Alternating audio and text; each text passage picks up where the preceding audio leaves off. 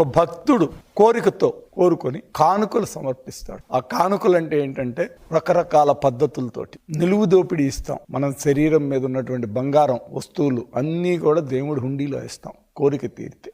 కొంతమంది కష్టార్జితం దాచుకుని రూపాయి దాచుకుని ఆ డబ్బుని హుండీలో వేస్తారు. వెంకటేశ్వరుడు వాళ్ళ కోరికలను తీర్చిన తరువాత వాళ్ళు 7 కొండలు నడుచుకుని వెళ్ళి ఆ హుండీలో వేసిన డబ్బుని ఎంతో పవిత్రంగా భావిస్తారు. అలాంటి హుండీలో కూడా ఈ పరకామణిలో రవికుమార్ అనే వ్యక్తి 2023లో డబ్బులు దోచుకెళ్తుంటే పట్టుకున్నారు. అక్కడ ఉన్నటువంటి చంద్ర అనే ఒక వ్యక్తి కంప్లైంట్ ఇస్తే సతీష్ SI CIలు చూసి చెక్ చేస్తే $100 దొరికింది.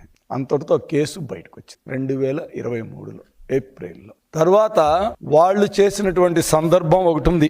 వాళ్ళు దానిలో ఏం చేశారంటే డబ్బులు పట్టుకున్న తర్వాత పోలీస్ కేసు పెట్టి లోక్ అదాలత్లో సెటిల్మెంట్ చేశారు. ఇద్దరి మధ్య సెటిల్మెంట్ చేయటమే తప్పు. ఎవడన్నా దేవుడి డబ్బుని మనోభావాలని వాళ్ళ యొక్క ఆస్తిని దాతృత్వంతో ఇచ్చే భక్తుల మనోభావాలు వాళ్ళ ఆస్తులు కూడా మొత్తం ఇచ్చేస్తారు టీటీడీ. మా ప్రభుత్వం గతంలో ఉన్నప్పుడే అప్పుడున్నటువంటి ఈవో గారు ఇలాంటి గజ దొంగలు వస్తారని ఆలోచించేమో అప్పుడు ఆస్తులు మొత్తాన్ని కంప్యూటరైజ్ చేసేసాడు. టీటీడీకి ఒక్కొక్కడు నెల్లూరులోనో లేకపోతే కోయంబత్తూరులోనో ఇక ఎక్కడో ఒక చాలా ఉండే ఇంటిని ఇచ్చేస్తాడు. ఆ ఇంటిని ఏం చేయాలనేది కూడా తెలియదు. కానీ వాడికి భక్తుడు మనోభావం ఎవరు లేరు, ఇల్లు నేను దేవుడికి ఇచ్చేసుకుంటున్నాను అనుకుంటాడు. దేవుడే సర్వస్వం అనుకుంటా. ఆ తర్వాత అది దేవుడికి ఇచ్చే పద్ధతి అనుకుంటాడు.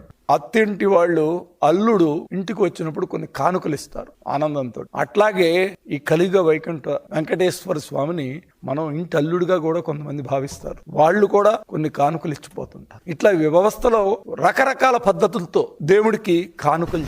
ఆ కానుకలలో వీళ్ళు దగ్గర వీళ్ళు కొట్టేసింది డబ్బు మొత్తం 113 కోట్ల రూపాయలుగా లెక్క తీయించారు.